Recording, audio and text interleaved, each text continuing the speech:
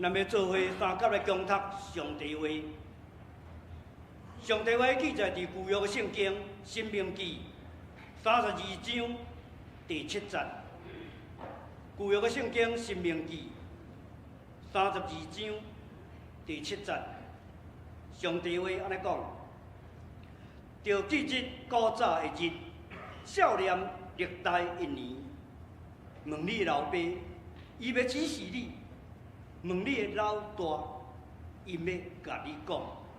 这时诗歌的分享，咱请到芭蕉塔男生合唱团。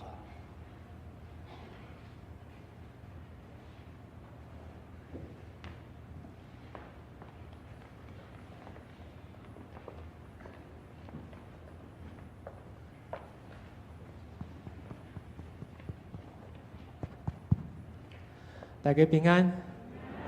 我是八甲塔男声合唱团的团长田木君。本身嘛是圣望教会长老。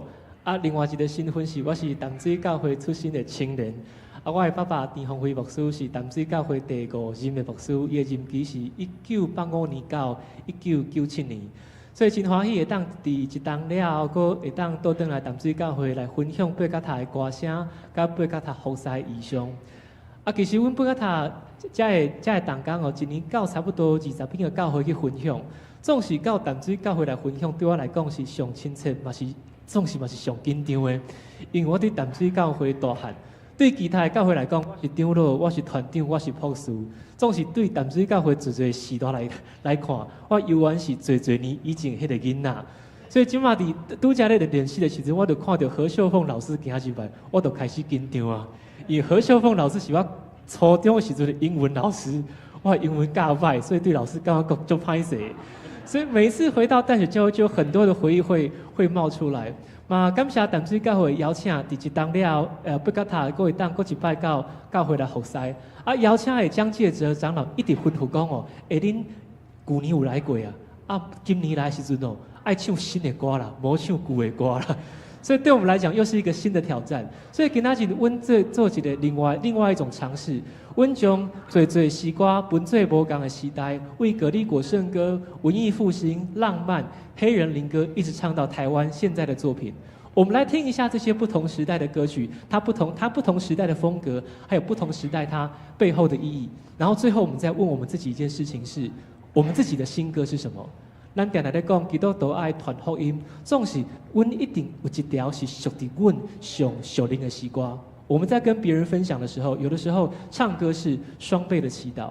所以我记得阮细汉的时阵，在马街大楼已经拆掉迄个马街大楼，迄做主日学的时阵哦，我知影讲我的爸爸是牧师啊，我的爸爸是教会上大的，所以我做主日学的时候都很不乖啊。那老师不能打，也不能够骂，总是有一招就厉害，伊就讲哦，木君。你若是搁讲话，若是搁算哦，等下你站起来祈祷。对，我都不敢讲话，因为叫小朋友上来祷告是一件需要勇气的事情。但老师马上就跟我讲一件事情，是说，若是讲你有时阵唔知影安怎祈祷，你就唱歌，你就将你的心放伫歌词，放伫 melody， 将透过这的歌词，透过这的 melody 来讲出你心中爱向上帝所讲的话。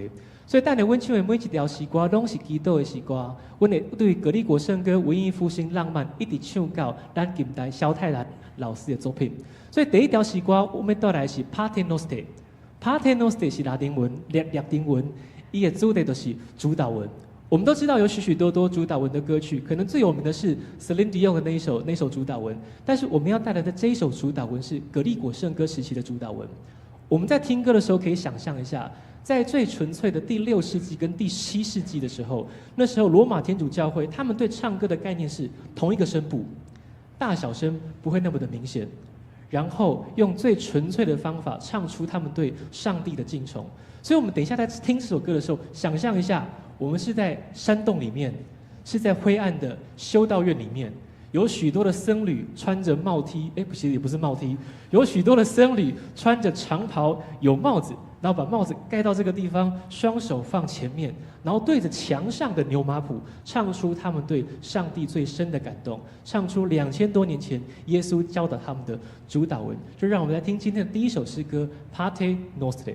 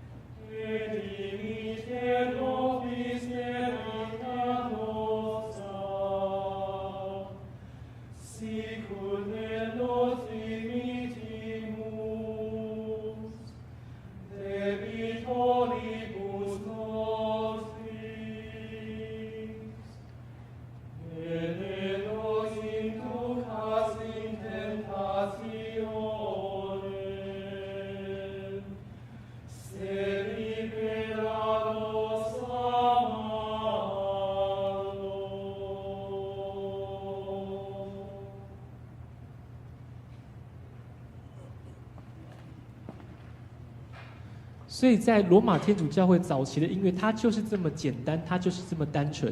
而且那个时候，因为印刷术不是这么的普遍，所以全部的修道士他们是看着同一张大谱，他就挂在墙上，所以所有的人会围着一圈去看着那份牛马谱，然后唱出这么简单的音乐。那这种音乐叫做格利果圣歌，它代表早期的时候教会对人们对上帝的敬虔，它是这么的单一，它是这么的直接。好，接下来我们就要把时间快转到文艺复兴啊。用大家回息的，因为今天专业的名词比较多，所以我等一下会用华语来讲。我们再把时间切换到文艺复兴时期。文艺复兴的特色是呢，人站在上帝面前的自信，它又多了一些。因为就历史的角度而言，欧洲天主教时期的时候，有一段时间教会说了算，但很多时候教会对世界的解释不一定是正确的。陈主公，以前教会认为地球是圆的还是平的？平的哦，他们认为地球是平的哦，认为船开到海的另外一边，船会掉下去哦。后来他们有修正了，地球是圆的。但是我们今天知道，太阳系哪一个星球是太阳的中心？就是太阳。但有一段时间，教会认为地球是怎么样，才是世界的中心，因为他们认为世界绕着地球在转。所以很长一段时间，教会对整个人间的解释有他们自己独到的权利。可是当人类的智慧往上走的时候，他们发现不对，上帝有他的意思，他会随着我们不断的推敲，去知道说他对这个世界的真谛是什么。所以接下来这首文艺复兴的诗歌，你会发现它饱满，它明亮，它代表说人站在上帝的面前，又多了一些自信，让人能够有这样的自信，继续去探索上帝给这个世界的奥秘。所以带你休息一歌叫 Cantate Domino， 它的意思就是对上帝唱一首新的歌。那其实这个诗篇的意思并不是说我们每天都要学新歌，而是说同一首歌，你不同的时代、不同的阶段，你听起来会有不同的感觉。所以唱一条新的歌，看不是讲阮逐礼拜拢爱学新歌，学新歌是袂歹啦，总是一定有某咪条诗歌是，伊伴你行过你细汉的时阵，你大汉的时阵，年老的时阵，也是讲你看到你的囡仔出世的时阵，所以一定会有一些歌，它会陪着你走过人生不同的阶段。我们咀嚼的时候，它会有不同的感觉。所以等一下听这首歌的时候，你会发现，比起纯粹的葛利果圣歌时期这样子的诗歌，它更加的饱满，更加的明亮。所以如果刚刚我们唱歌的地方是在山洞，是在黑暗的修道院，那你们就可以感受到我们现在唱歌的地方是在教堂前面的广场，对教堂前面的广场，对着这个世界大胆唱出我们对上帝的期待。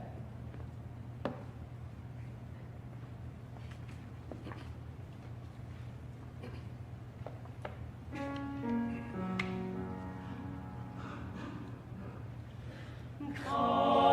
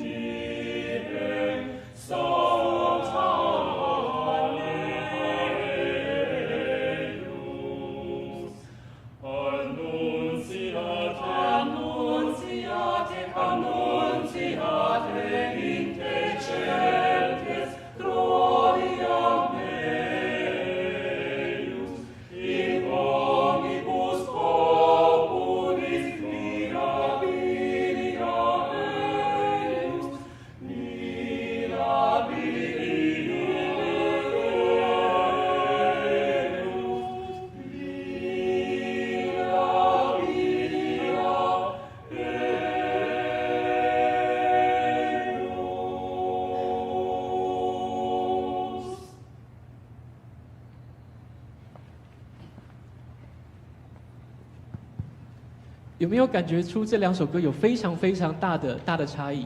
第一首歌幽暗，然后用谦卑的心唱出对上帝的敬崇。然后第二首歌是用上帝给我们的智慧，给我们的自信，站在教堂前面的广场上，唱出对他的颂赞，唱一首新的歌。那这样子新的歌，它不是每个礼拜都要学新歌，而是一首属于我们自己属灵的诗歌，走过我们人生不同的阶段，然后在我们跟别人分享的时候，我们可以先唱这首歌给他听。我举一个例子哦，我较早他淡江嘛，淡江中学嘛，淡江早起学生都在做礼拜，拜一跟拜五，现在不知道。牧师都会教大家唱诗歌嘛，有一首歌叫做《云上太阳》，以前的蔡牧师最喜欢唱了，还有很多的诗歌。我给大家报告，何老师应该拢知影，迄学生唱诗歌哦，拢黑白唱，都乱唱，音调都乱跑，而且很厉害哦。布农族有8部合音，对不对？淡江中学有12部合音，哇，怎么唱都有合音。但是呢，最后有2个字怎么样？绝对是雄壮有力，哪2个字？阿门！哇，阿门都吹了，哇，挂抛啊！那个牧师有都气得要死啊。可是有的时候牧师他会接到学生的电话，说，我是哪一届的学生？那我毕业很多年了，我在比如说课业遇到问题的时候，很多人哦，课业遇到问题的时候，感情遇到问题的时候，事业问题遇到问题的时候，他觉得很奇妙，以前他乱唱的某一条诗歌的旋律，竟然会跑到他的脑袋里面。然后他就会带着以前做礼拜的感觉打电话给牧师，跟牧师说：“你能不能帮我怎么样？帮我祷告，听听我的烦恼。”这个真的很有趣。所以诗歌带给人的感动，它就是在像放种子一样。但什么时候成长，什么时候茁壮，上帝有他自己独到的时间。所以其实我们淡江中学唱诗歌都是唱旧的歌，但是那些学生承载这些诗歌离开这间学校之后，他们这些诗歌都会在他们心中发生不同的意义。从那几通电话开始，牧师对大家唱歌这么难听，就比较没有这么多的意见了。好，所以我们现在走过了2条歌，一首是格利果圣歌时期的 Paternoster 主导文，另外一首诗歌是文艺复兴的 Cantate Domino。现在我们要进入到所谓的浪漫时期。那个我们现在讲很浪漫，都是在讲什么？谈恋爱嘛，对不对？但是呢，浪漫时期它最大的特色是，它会放大跟，它会怎么样？把一些感觉极度的放大，跟极度的微小化。所以等一下我们唱的这首歌《Beati》，你会听到有很多和声它非常的细微。那很多音乐学跟历史学的教授他们会解释说，这么细微的声音其实就是祷告它最强大的呼求。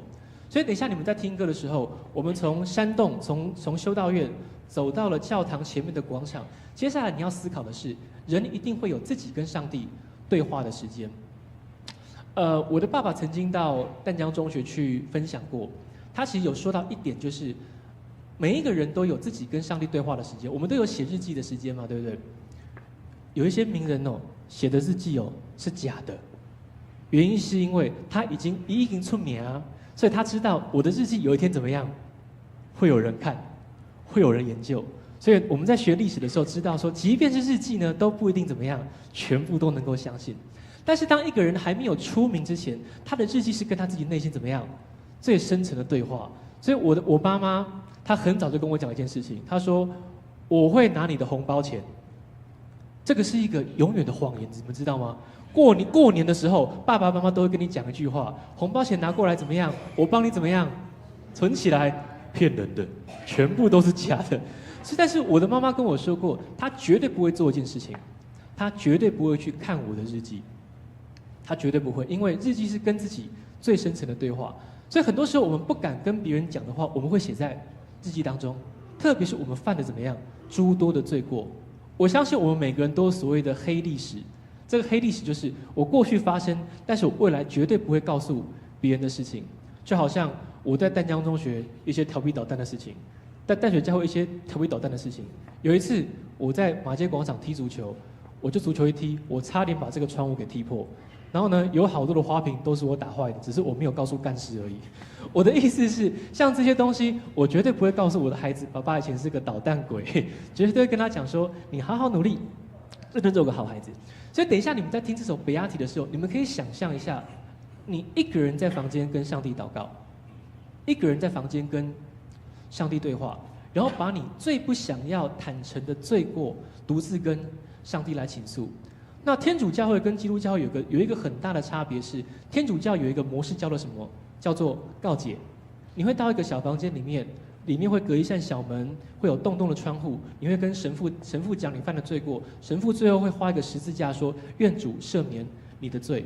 当然，我们基督教它不会走这一套，可是你就可以想象说，在浪漫时期的时候，它会放大感情的需求，但这样子的放大并不是像文艺复兴时期里面把音量放到最大，而是它会把最微小的声音一样用最有力度的音量让大家听到，那个就是我们内心当中最深处要对上帝所说的事情。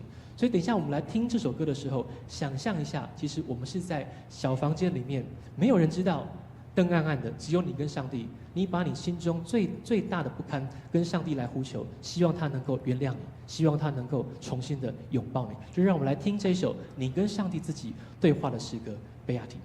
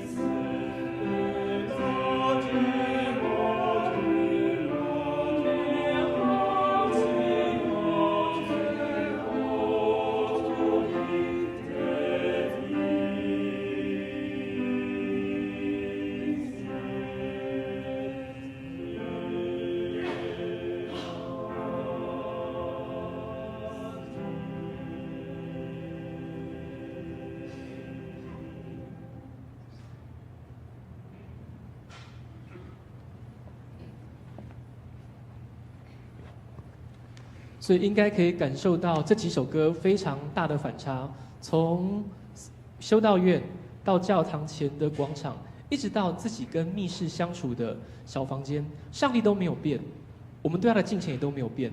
但不同的时代，它有不同的诗歌，有不同的风格。我们可以感受到每一个时代背后，它确实有不同的历史的脉络。从格利果圣歌、文艺复兴，一直到浪漫时期。好，那接下来这首歌我们要带来的是一首黑人的灵歌。好，大家应该都知道灵歌是什么。哦，拍谁？我们跳过了一首，我们现在要把场景拉回到台湾，我们要唱萧泰然老师的《虽然经过西门刷够》。我们都知道萧老师是大师，对不对？他人生最后的居所是在淡水。可是我们要知道，我们今天觉得萧泰然是大师，马水龙是大师，那个其实是最近20年的事情。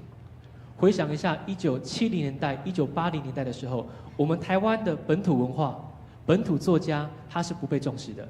甚至讲台语都要罚钱哦，大家应该知道吧？我较早读淡水文化国校、文化国小，我出生的时候其实已经解严了啦，我没有这么老。这种是问的好，就是一个外省的教育家、外省的教育家，他还是坚持哦，伫学校内底袂当讲方言，不能讲方言，讲台语会被罚钱。讲客家话会被罚钱，而且呢，你若讲台语呢，你都要挂一个高牌啊，一个狗牌，上面写4个字，请说国语。然后你如果到放学之前没有抓交替的话呢，你就要被罚5块钱。什么叫抓交替？抓交替的意思是你要听别人有没有说台语。如果有人讲的话呢，抓到啊，这个牌子就交给你。好，这个牌子就交给你。所以我们以前最喜欢，我如果被挂一个牌子的话呢，我们最喜欢到球场去抓交替，为什么呢？因为所有的男生都相信一件事情：我们打躲避球，所有的男生都相信我们在打躲避球杀球的时候呢，如果加上脏话的话，那个力道会比较强一点点。所以呢，在那边非常的好抓交替，我们就要球场去抓交替。所以我们后来发现，只要有人挂这个狗牌子，去球场上人全部都跑掉了。所以我从国小1年级的时候呢，就开发了一个独门的生意。这个生意就是故意走到老师前面说“嘎抓”，好，我们就挂一个牌子。然后呢，我们就找10个同学，10个同学每个人1天出1块，5块钱让你交罚款，5块钱是你自己的零用钱。那你的任务就是挂了这个牌子去球场上替我们找场地，因为他只要到球场上，所有的人全部都跑掉。所以我们国小1年级、2年级的时候呢，抢球场非常的顺利，一直到国小3年级才被校长识破了。曾木群怎么可以用这个来赚钱呢？所以呢，这个讲台语挂牌这个政策就取消了。这个是玩笑话，可是我们台湾的文化被打压了相当多年，对不对？我们曾经以为台湾文化是比较低阶的，以为我们台语是比较粗俗的，但这其实不是，而是这座岛屿上我们就是这样子生活，我们就是用这样子的语言。所以我要举一个例子哦，李登辉总统，他非常介意音乐。所以做到总统的时阵，他1991年他首创总统府介寿馆的音乐会。大家现在可能会觉得没有什么嘛，对不对？总统办音乐会嘛，对不对？但其实那个年代是国家音乐厅刚刚盖好没几年，台湾本土的音乐家根本进不到国家音乐厅里面，歌仔戏进不去，布袋戏也进不去，本土的音乐家进不去。所以李登辉在那个年代当中，他先让这些本土的音乐家能够到总统府里面演唱台湾的音乐，而且他唱的歌非常的亲民，那个什么桃花过渡啦，然后呢不对唐起金喜啊，那些我们大家认为是很俗民的东西，他能够在总统府里面让大家来知道说，这个就是我们台湾人的作品。所以李登辉总统他上任之后，推动台湾的本土化，要到90年代之后，我们台湾人才挺起胸膛来知道说，我们有很多伟大的音乐家，我们有萧泰然，我们有马水龙，我们的歌仔戏很棒，我们的布袋戏也能够登上大雅之堂。像3芝有一个布袋戏名人馆，有听过李天禄吗？非常有名的布道家，不是布道家，非常有名的布袋戏大师，不是布道家。讲一个笑话，有一次考学生说：“学生，请问学生，那个哪一个人是我们住在3芝名人馆里面的布袋戏大师？”他写老天禄啊，老天禄是卤味啊，是李天禄啊。好，所以这些通常被看不起的东西，是到90年代之后，慢慢才登上所谓的大雅之堂。所以我们等一下唱那首萧泰然的《虽然行过西门山沟》，我推荐大家能够想象的困境是，台湾有一段时间是被打压的。不管是政治还是文化，但是我们没有放弃对这片岛屿的信心。我们终于撑过来之后，我们走过死荫幽谷之后，我们看见了天上带给我们的那一道光芒。所以，我们用这首歌来纪念萧泰然老师，也纪念台湾人争取出头天的那一段记忆。一起来听这首。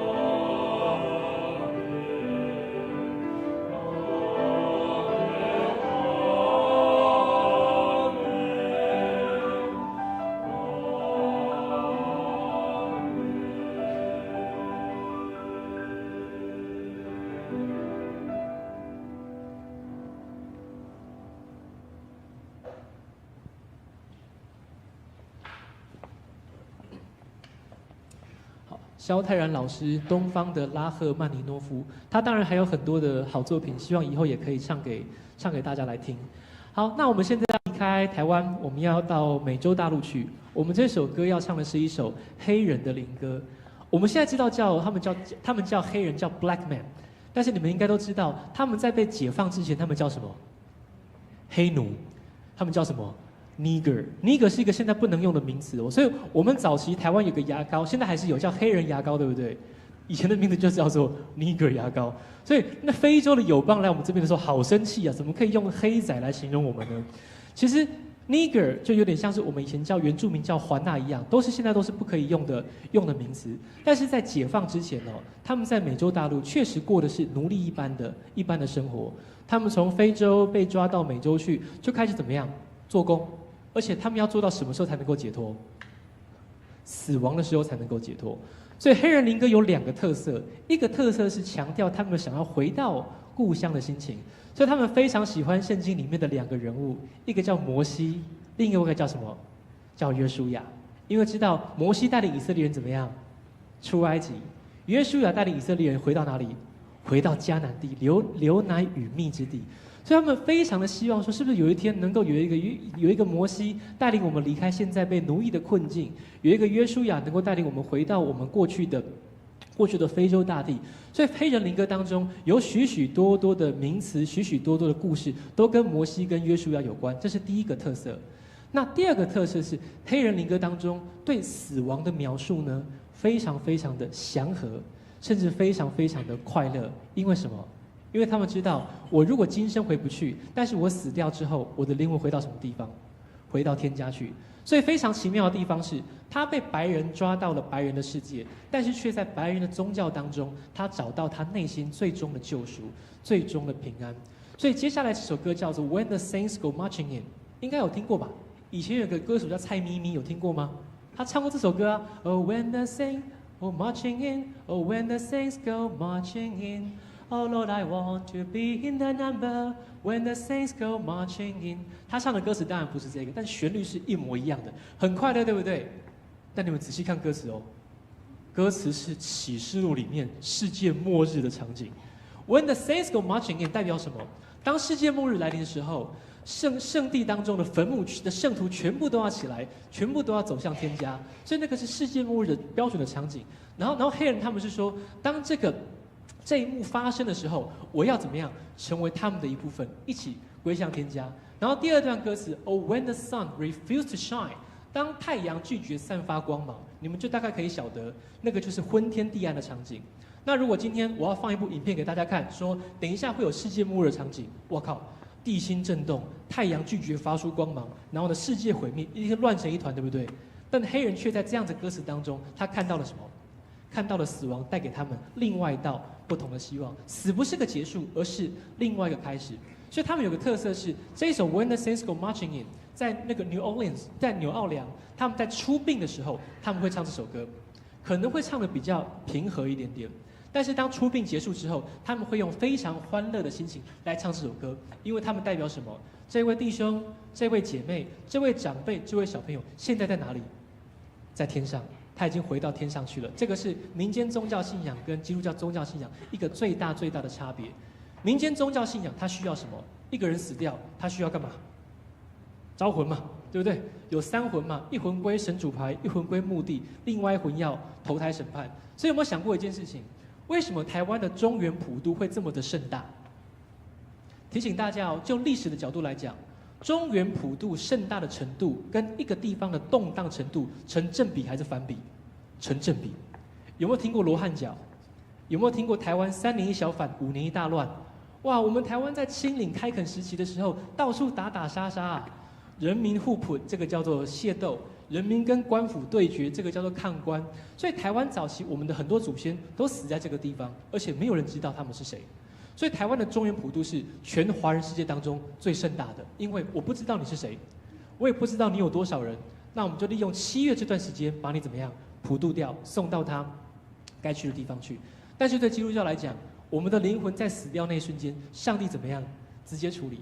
所以我的爸爸经常主持告别式，我大概是全世界参加过最多告别式的牧师的小孩，像信蒙教会圣望教会，它是个麻风病的教会，有很多的老兵孑然一身，他过世的时候，没人旁道，没人旁十字给，所以我帮很多不是我的长辈人旁道，我不会忌讳这一些。但他有提到一件事情是，每次在做告别式的时候，他都会说，我们现在在这个地方，不是为了要超度这位弟兄，也不是为了要帮助这位弟兄，因为这位弟兄已经在哪边，在上帝那里。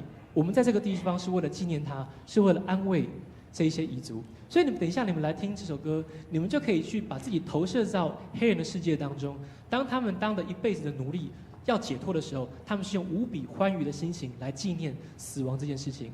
所以对我们基督徒来讲，死不是一件可怕的事。所以对我们来讲是1楼、2楼、3楼、4楼，但对民间信仰来讲是1楼、2楼、3楼、5楼、6楼、7楼。我们对死亡不忌讳，因为死亡也是上帝赐给我们的福分，它让我们有机会能够在天上继续跟他们相遇。就让我们来听这首非常动感的死亡之歌 ，When the Saints Go Marching In。When the saints go marching in, oh, when the saints go marching in, oh Lord, I want to be in the number. When the saints go marching in, oh, when the saints go marching in, oh, when the saints go marching in, oh Lord, I want to be in the number. When the saints go marching in.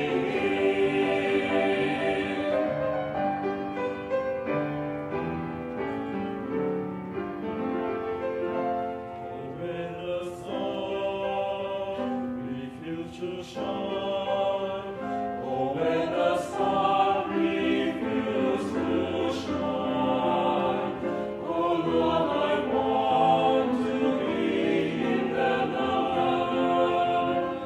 When the sun refuses to shine, when the sun refuses to shine, oh, when the crowd in Lord of all, oh Lord, I want to be in the number. When the crowd in Lord of all, oh, when the saints go marching in, oh, when the saints go marching in, oh Lord, I want to be in the number. When the saints go marching in, oh, when the saints go marching in, the saints go marching in.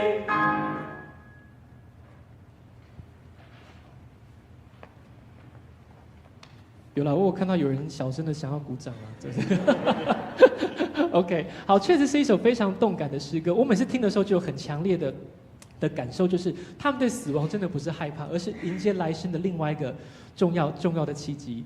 好，所以我们一下子从葛利果圣歌，经过了文艺复兴、浪漫、台湾的民主的启蒙的时代，还有黑人的灵歌。我们现在花一点时间来介绍我们八角塔走过的第一个20年，今年是我们成立20年的故事。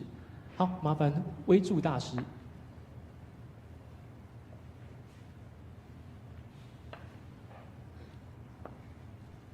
准备了一些照片来跟大家分享。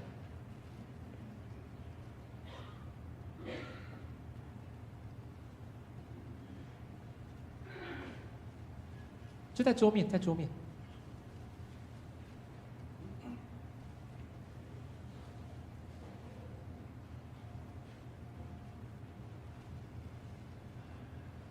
右边，对，好。OK， 好，下一张。这是我们八角塔成立的第一个20年哦。那为了提醒大家一些记忆哦，就是我们来看一下左边那张照片，这个是淡水教会第一次有3个牧者同时在任的时期，分别是我的爸爸郑宏辉牧师，然后王荣信牧师，还有张思聪牧师，这是我们一家全部的全家福，很多老信徒应该都有印象了。那旁边的那个新基地前面的广场，早期是草地，所以每次到了夏天的时候，我的妈妈就会带着我们去那个地方游泳啊，我有去做一些特效处理。然后我是后面那个啊，前面那个最右边那个是穆迪，现在是台南的牧师，然后中间那个是穆哲，他现在是教会圣歌队的指挥。所以我们小时候在这边过了非常快乐的童年。下一张，这个是1991年淡水教会的夏令营，就在隔壁的马街大楼。所以以前教会有2个活动，一个是夏季学校，一个是夏令营。夏季学校是不过夜的，哇，每天暑假的时候，这边都有100-200位小朋友在这个地方唱诗歌跟听故事。那夏令营的话，他就是要过夜，那我非常的皮，那是李浩恩，然后苏伟博，中间那个人就是我。好，再下一张。然后呢，长大也是在这里。这张照片，等一下第2堂礼拜也会放啊，我并没有跟当事人说，所以郑雅芳、祝雨玲、我、赵一伦跟黄环，我特别挑一张我最好看的，他们都没有那么好看的。好，下一张。但是其实我要讲的是，我人生当中的合唱起点是淡水教会开始的。1990年，教会的牧师娘就是我的妈妈萧素兰师母，她创办了淡水教会的儿童诗班。那我们那时候的儿童诗班是礼拜6的下午的练习。那这张照片是1991年12月25号的时候，我们到街头去报佳音的照片，就拿着那个喇叭，然后呢到屈臣氏前面，然后呢到那个英专路的中间，最后停在这个是万喜饭店的门口。万喜饭店门口唱完之后呢，我们就非常快乐去麦当劳吃炸鸡了。所以其实淡水教会的儿童诗班是我人生当中非常重要的唱歌的起点。好，后来高中之后我就去念淡江中学了。来下一张，这张是1925年的3月，陈清忠老师跟我们淡江中学的前辈们。中间那位就是陈清忠老师，他是台湾的橄榄球之父，台湾的合唱之父。他从同志社大学毕业回淡江教英文之后，他创立了淡江的橄榄球队，淡江的男生合唱团。所以淡江的男生合唱团跟橄榄球队到现在都还是非常重要的传统。那我个人也在高中的时候加入了男生4重唱。下一张，然后在2005年的时候，我那时候念研究所，就跟这些校友成立了八角塔男生合唱团，这个是我们相当重要的起点，所以到现在刚好是20周年的时间。那一开始的时候，我们其实很弱小，我们真的只有8个人，所以曾经有教会看到我们只有7个人，就是说，你给那几那里 cam 几杠，哦，你给那里几 Q 杠塔，其实不是这样子的。我们叫八角塔是为了要纪念我们的建筑。那我们一直很希望可以为教会的诗歌做多一点事情，所以我们不断的在精进我们自己的实力。再下一张。那我们跟淡水教会也感谢淡水教会，在2011年的7月的时候，我们改组成为男生合唱团。我们第一次唱了整场音乐会的一部分。早期都是唱《向高处行》啦，然后或者是棕色教堂，但是我们那一次挑战了6首难度比较高的诗歌，人数也从原本的8个人成长到10几个人，也聘请我们专任的音乐老师，这个是我们的第一步。然后接下来在2013年年底的时候，下一张。我们在淡水教会办的第一场圣诞节的专场音乐会，我相信有一些长辈可能都还记得，我们整场是由我们自己独挑大梁，然后把耶稣出生的故事从天使报喜一直唱到耶稣出生为止，然后让很多的非信徒能够透过音乐来了解耶稣诞生的故事。然后那个时候的八角塔是一个大概是一个比4重唱略强，但是还没有到专业的等级。但是在2016年的时候，我们第一次踏上国家演奏厅的大会。来下一张。这个是2016年，我们第一次登上了国家的演奏厅，这是一件不容易的事情。而且他的音乐会是8月，但我的企划书写的是12月，我想要唱圣诞节的歌，但是呢，他只有给我8月的档期，我们只好在8月的档期唱圣诞节的歌，跟大家说不好意思。但不管怎么样，那都是我们第一次踏上国家音乐的大厅，因为我们一直很希望能够透过诗歌来跟大家讲福音的故事，所以我也曾经做过一张专辑是马街的故事，大家都知道马街吧？但是你们知道马街是个非常喜欢唱歌的宣教士吗？他的生命当中可以找到20-30条我们都知道的圣诗，譬如说有一首天的万邦万国万民，我较早初中的时阵上爱这条诗歌，是安怎呢？因为大概唱到这条诗歌代表什么？礼拜要结束，黑林讲不是我讲啊，对，礼拜快要结束了。但是那一首歌其实是牛津学堂开幕的时候，1882年7月26号，牛津学堂开幕的时候，他带着在下的会众高唱了圣诗。所以我曾经出过一张专辑，是全部都用马街唱过的诗歌，用背后的故事来跟大家讲马街的故事。下一张，那这张专辑我拿到了最佳金曲奖的最佳宗教专辑奖，我觉得非常的骄傲。这个我们献给长老教会来台湾150周年的礼物。然后在2年之后，下一张，我把这样的故事带到了国家音乐厅。所以我们从草创到走进国家音乐厅，我们走了13年的时间。但是我们觉得我们的脚步还不能够停下来，一定要越走越专业。下一张，所以我们在2019年的时候，第一次跟德国的职业团体合作，他们在德国的地位等同于英国的 King Singers， 所以对我们来讲，我们非常非常的紧张。好，下一张。好，那2023年的时候，我们在跟国家交响乐团在 NSO 合作，代表台湾在东京唱歌，这是我们一路走来的轨迹。然后再来呢，我也很希望能够传递台湾的历史跟人文。那我个人喜欢棒球，所以我去年就是企划了一场音乐会，是用不同的诗歌来讲台湾的棒球故事。来，下一张，这个是我们当时的记者会，中间那个是蔡其昌，应该知道吧？那个蔡其昌他除了是立法委员之外哦，他是东海大学历史研究所的硕士。他是学历史的，所以我就跟他讲说，我们一起来合作办一场台湾有史以来第一场用歌曲来讲台湾棒球的故事。我们就这样子合作了，唱了我们第一首的台湾的棒球诗篇。下一张，在2024年的10月跟2025年的3月，我们在卫武营、在国家音乐厅、在中兴大学的惠孙堂，就从不同的歌曲当中来讲台湾的棒球故事，而且是第一次把啦啦队带进了卫武营的殿堂，那些团员们好开心呢。因为我第一次跟他们讲说我要办棒球音乐会的时候呢，就是这一个人，他问我说：“学长，我有个问题，什么问题？有没有啦啦队？”我说：“学长，我努力一下。”国家音乐厅没有通过，但是卫武营的话，卫武营比较灵活，就各队的啦啦队都来了，少了一队统一，因为统一当天有大的活动。那也因为第一次有人用歌来讲棒球的故事，所以得到了很大的回响。所以后来下一张。所以后来中华职棒他们台湾拿到那个12强的世界冠军之后，他们的颁奖典礼是请我们去唱歌，唱那个曾经疯狂，还有唱哪一首？再出发。然后我们也得到了富邦球团的邀请。下一张，我们在4月2号的时候去富邦悍将的开幕演出。我们唱完之后呢，富邦就2连胜。现在呢垫底很烂。哦，那也是我们第一次跟这么多的啦啦队同台唱歌。好，再下一张。所以其实我们一直很希望能够透过诗歌来讲信仰的故事，来讲台湾人文的故事，然后实力上也要不断的突破跟精进。我们今年拿了很多国内外的奖项，特别是去年我们拿到了社会组的男生的金牌，打败了所有的队伍。再下一张，那我们也成立了台南的八角塔浮城合唱团，也拿到了混声跟那个女生的金牌跟银牌。再下一张，那桃园合唱艺术节我们是亚军。好，再下一张。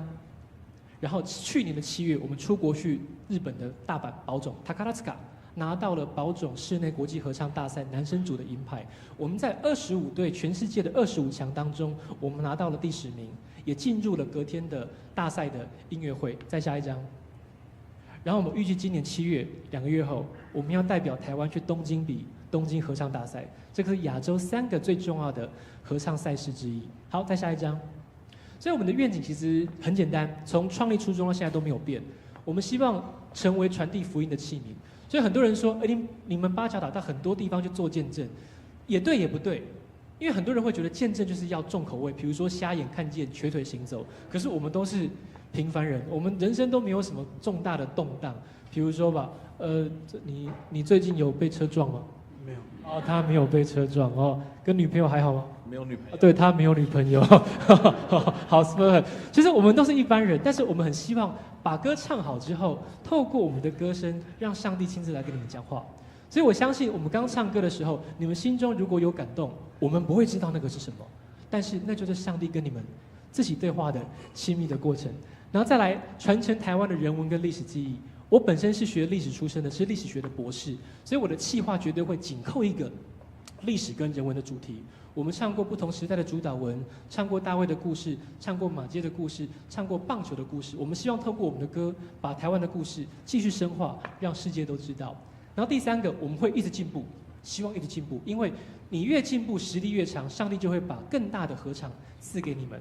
然后第4个是我们会举办很多的观摩，来深化长老教会唱歌的场域。因为我们过去都知道，长老教会被称作是唱歌的教会，但是现在很多教会的圣歌队正在萎缩当中。我们很希望透过我们的实践，重新振奋长老教会唱歌的传统。来，下一张。好，所以我们今天也跟大家讲八角的需要。很奇妙的是，回到20年前的时候，我们10块钱都不需要，但是不断的往前走之后，现在的八角塔的规模已经是一个中大型的教会。我们有2位全职的同工，然后钢琴跟指挥，还有近10位专业歌手的钟点费，然后固定租用的办公室、例行的音乐会跟专案的计划费，今年音乐办的棒球的专案，再加上我们7月份要出国去比赛，让大家猜我们今年的预算变到多少？我直接说吧，今年的预算来到了新台币800万，真的是800万。但是我们背后其实没有财团在支撑，我们就是靠着信心去跑教会去募款，然后呢去拜访不同的天使。我们都知道说，钱不是问题，但没有钱会有很大的问题。但是只要有信心，上帝就会在最适当的时候差派天使把我们的需要放在我们的身边。我们有好几次，我问我的专任的同工，我们现在户头剩多少？他说4万。我们1个月需要多少？25万。怎么办？我说祷告吧，反正一定能够过关的。我们也从以前一直走到了现在。所以再回头看下一张。所以再回头看我们2005年草创的时候，真的是数算上帝的恩典。从几个男孩的游戏变成能够在国家音乐厅演出，又变成是一个音乐体系，能够代表台湾向世界来发声，这一切都是上帝的恩典。所以也邀请大家继续用你们的祷告，用你们的奉献托住八角塔。我们会继续加油，我们会让你们觉得骄傲，因为我们真的是代表长老教会，代表台湾，代表我们唱歌超过150周年的传统。所以接下来我们这首歌要唱的歌是《你爱的大能》。那这首歌它其实是一首敬拜赞美的诗歌，然后搭配钢琴跟人声的编曲。因为很多的教会会把敬拜赞美跟传统诗歌当成是2个对立的冲突，但其实不是。传统诗歌可以唱成敬拜赞美，但敬拜赞美也可以用和声来唱，2种都是荣耀上帝跟亲近上帝非常非常棒的方式。用这首歌来当做我们这次服事的最后的祝福，一起来欣赏这首歌《你爱的大能》The Power of Your Love。谢谢。